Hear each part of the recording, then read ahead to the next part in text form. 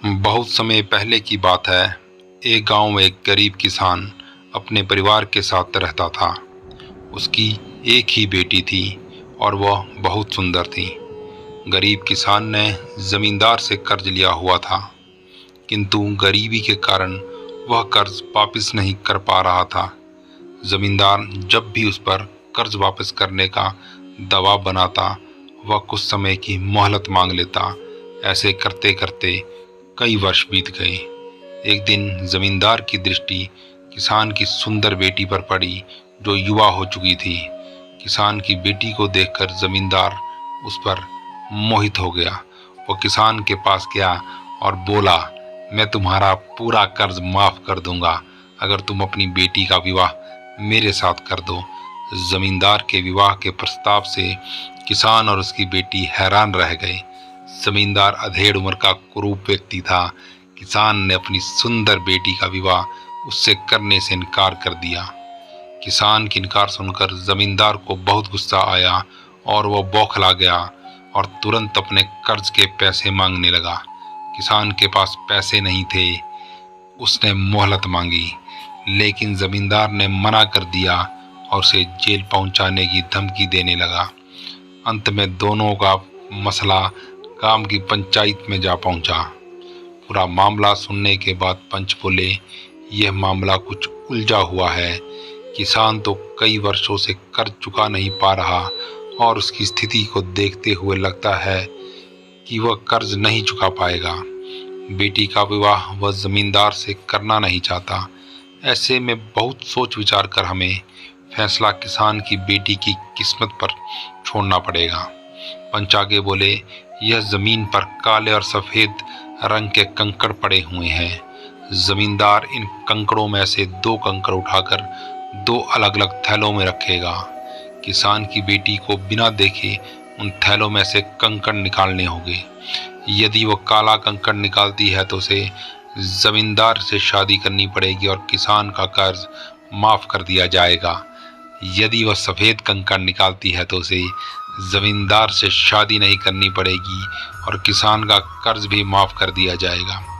परंतु यदि वह कंकड़ निकालने से इनकार करती है तो किसान को जेल में डाल दिया जाएगा।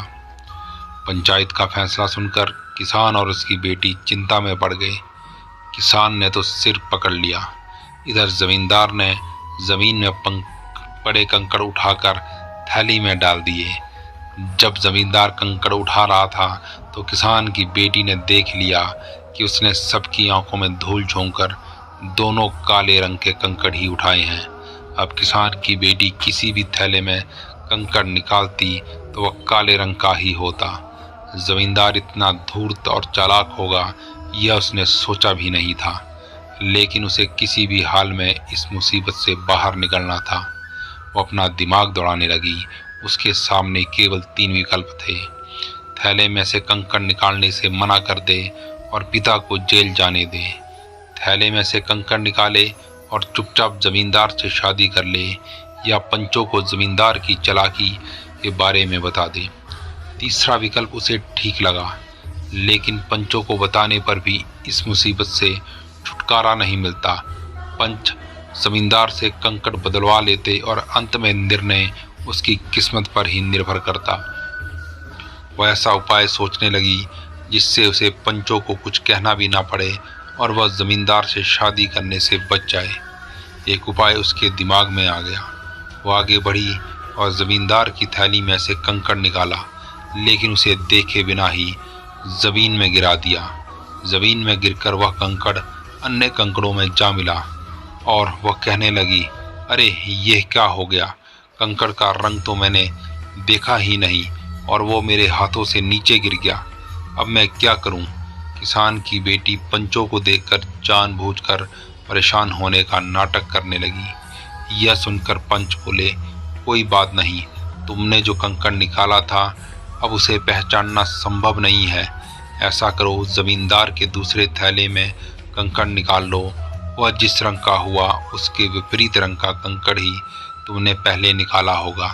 सभी पंच इस बात पर सहमत हो गए। इधर यह बात सुनकर जमींदार के होश उड़ गए, लेकिन अब वह क्या कहता? किस्मत ने किसान की बेटी के पक्ष में फैसला ले लिया था तो जमींदार चुप ही रहा। किसान की बेटी ने जब थैले में से कंकड़ निकाला तब वह काले रंग का था। सबने मान लिया कि पहले उसने सफेद रंग का कंकड़ निकाला था। इस तरह वह जमींदार से शादी करने से बच गई और उसके पिता का कर्ज भी माफ हो गया। दोस्तों, हमारे जीवन में भी कभी भी कोई मुसीबत या परेशानी आए तो हमें अपना हौसला नहीं खोना चाहिए और समझदारी से उस मुसीबत से निकलने का प्रयास करना चाहिए। कभी भी हिम्मत ना हारे, हर मुश्किल का हल हमारे अंदर ही है। ज़रूरत है तो सिर्फ शांत मन से, सूझबूझ से निर्णय लेने की। जब व्यक्ति का समय बुरा होता है तब अक्सर वह व्याकुल हो जाता है। कठिन परिस्थितियों में मन को समझाना मनुष्य के लिए कठिन हो जाता है। कबीर साहिब ने भी कहा है, कबीरा धीरज के धरे, हाथी मन भर खाए, टूक एक के कारणे स्वान घरे घर जाए। अर्थात हाथी बिना किसी जल्दबाजी के धैर्यपूर्वक धीरे धीरे मन भरकर अपनी पूरी क्षुधा भूख समाप्त करता है। ऐसा करने से वह भोजन पश्चात पूर्णतः तृप्त रहता है। परंतु वहीं दूसरी तरफ कुत्ता अधिक भोजन की तलाश में इधर उधर भागता रहता है।